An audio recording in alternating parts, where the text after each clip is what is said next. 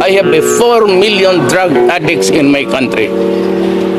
So, that is not a joke for as long as there are drug pushers in the streets in my country. For as long as there are drug lords, this campaign will go on until the last day of my term. And until all of them are killed. Ano man ang kasalanan ko na ginawa ko man ang lahat sa panahon ko para may konting katahimikan at mapayapa ang buhay ng Pilipino. Assuming na totoo talaga yung naririnig ninyo. Bakit ko ginawa yan? Para sa sarili ko?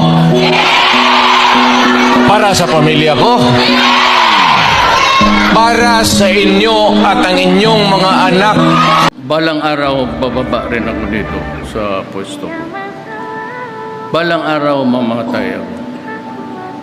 Makakalimutan rin.